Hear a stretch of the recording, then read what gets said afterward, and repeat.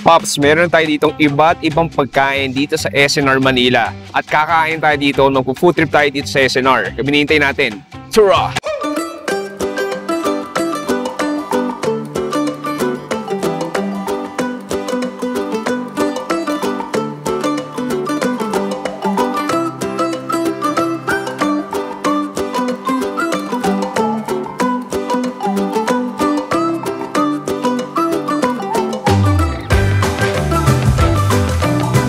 Oy, pare, welcome to another Chewy Show. Welcome to my second channel. Nandito tayo sa SNR. Alam mo, Pops, sa isip ko na konseptong to na Costco Japan tayo. Naisip ko, ba't di natin gawin dito sa mismong bansa natin, dito sa Pilipinas, which is merong SNR. So may membership ako dito ever since. At tingnan natin kung ano yung mga mahanap natin pagkain dito sa SNR. Anyway, tara!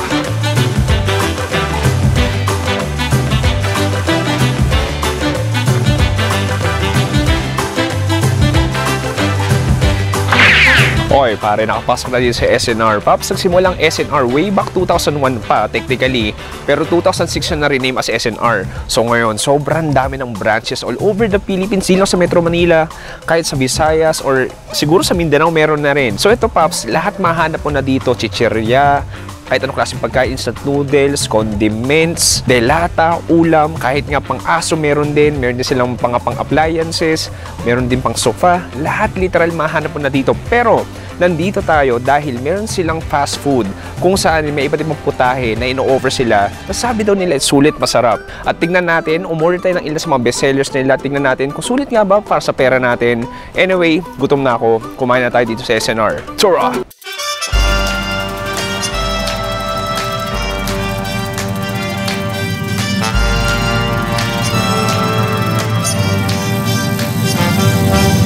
Okay, para so makita mo dito ang laki ng menu nila dito sa SNR. So ito yung mga pinaka-menu nila. May makita akong fried chicken, may salad, may Salisbury steak, may pastas, chicken wings, cheeseburger, may hotdog. Kita mo gano'ng kalaki yung mga signages. Parang sa Costco din eh. Tapos dito yung mga pizza natin. So may cheese pizza, garlic shrimp, may cream cheese, may cheeseburger, deluxe Hawaiian, 8 kinds of flavors. Pero pwede ka mamili per slice dito. Excited na ako, medyo gutom na ako, di pa ako kumakain.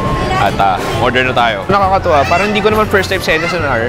Nakailang beses na ako dito dahil matagal akong member. Pero first time ko siya gagawa ng content at ng like ultimate food reviews. Na-try ko na yung ibang mga pagkain nila like pizzas, mostly pizzas. Parang yun pala kata na-try ko. Problema lang dito, halos closing na.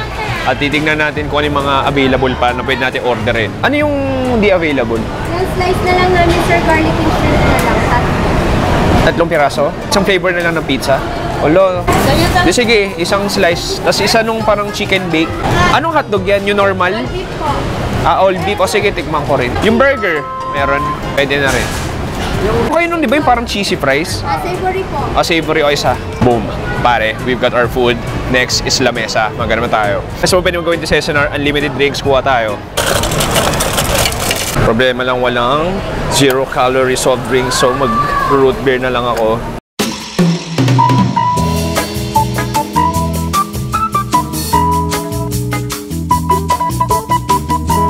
Okay, Pops, ito na yung iba't ibang pagkain natin dito sa SNR. Nandito tayo sa branch ng Parañaque. Sobrang daming pagkain sa menu nila na hindi ko lahat ma-order. Kaya in-order ko yung mga ilan sa mga bestsellers nila. Kung tayo paligoy-ligoy pa, simulan natin food trip natin. Meron tayo ditong clam chowder. Wow, okay.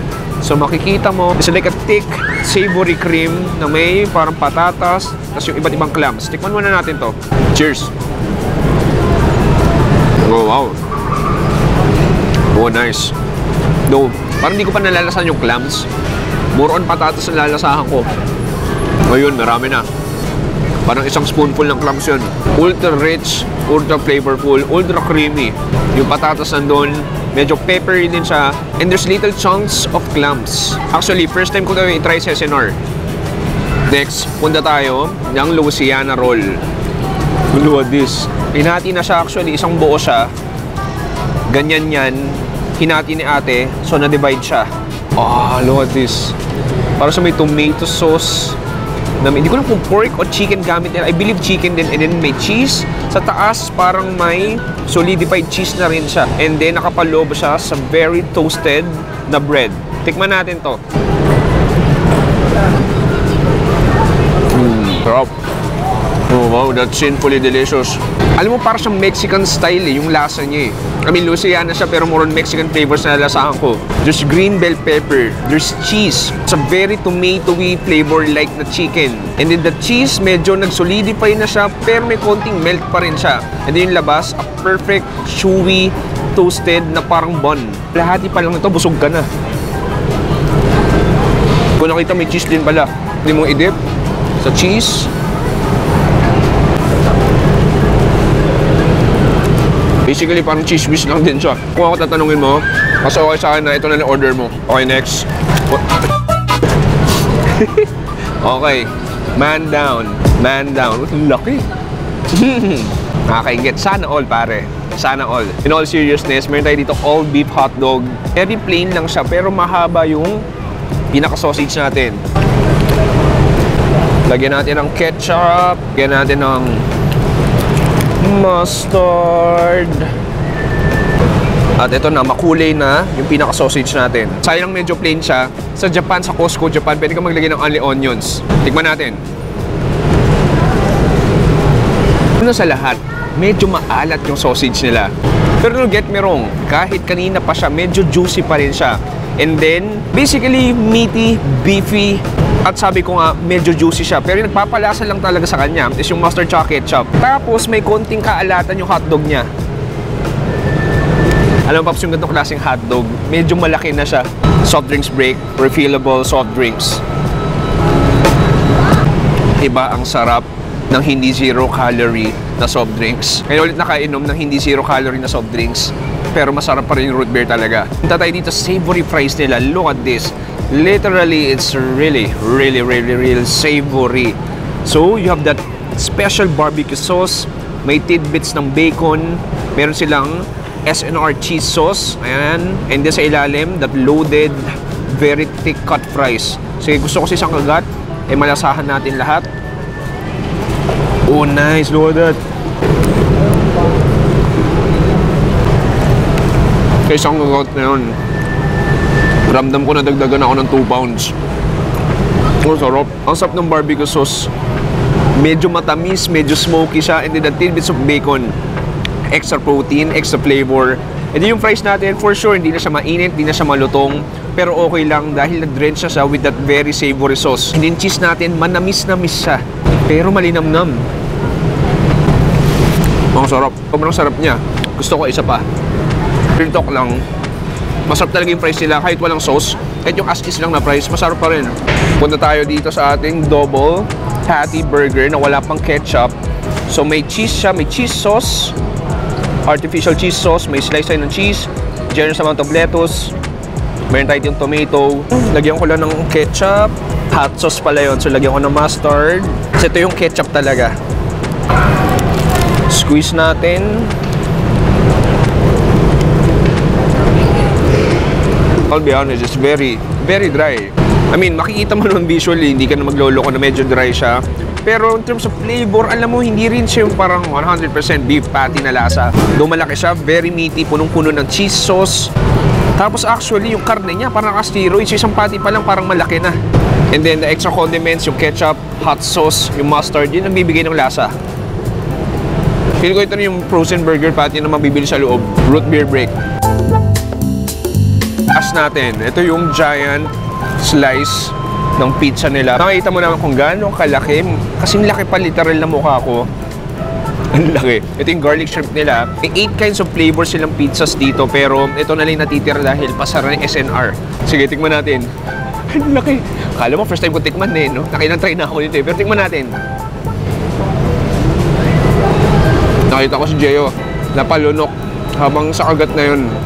Pero mo, iba rin talaga pizza gaming sa SNR. Bawal mong i-deny na sulit yung pera mo. Sobrang jam-pack eh. Yung garlic shrimp nila, masarap. I mean, there's hint of garlic. Parang garlic sauce, may garlic bits din. Yung plump na shrimps nandun din. Very cheesy. Yung dough natin makapal, may konting nguya ka. Tomato sauce nandun, and definitely, it's really oily. Alam mo dito sa SNR, yung iba, pumupunta lang para mag-shopping.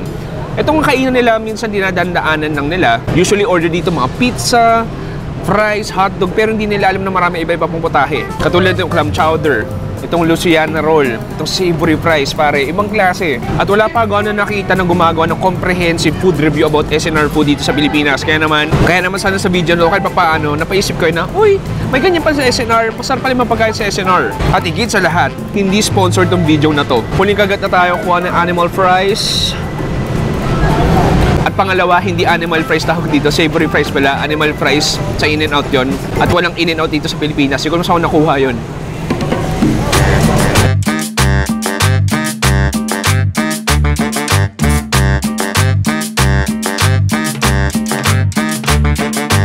Okay, pare, this ends our food trip dito sa SNR. Actually, kita mo medyo dumidilim na, magsasara na. Pinilit ko lang talaga mag-content dahil nagkikrave mo ng SNR at gusto ko ibahagi sa inyo yon. Overall, alam mo Paps, ang bill natin 830 pesos I think. Alam mo, so far feel ko sulit na yun. Imagine mo, nag 750 peso burger tayo sa BGC, yung Shake Shack. 750 pesos na agad yun. Eto, sobrang dami natin nabili. Pero maganda dito, hindi lang malaking serving, pero somehow masarap pa rin daw. May mga konting sablay like yung burger. Pero bawing-bawi naman sa ibang putahe nila katulad ng pizza, yung Louisiana Roll, pati yung savory fries. In terms of price, very affordable din, reasonable price. At ikaw, Paps, mag-comment ka kung ano yung favorite pagkain mo sa SNR. Soon, malay mo, baka mag-landers naman tayo. Anyway, mag-subscribe ka na sa second channel natin. Welcome dito sa Another Chewy Show. Maraming salamat sa panonood. Ako si Chewy dito sa SNR. Para niya kayo nagsabi, stay safe. Good night and goodbye. Bang! Ayan, si Jeyo nagbabalot, kitang-kita. Anong ginagawa nyo sa takeout nyo? Ayan, ito ang definisyon ng takeout. Kitang-kita, walang daya, binabalot niya. Ay, basura pala yan. Ito pala yung takeout niya.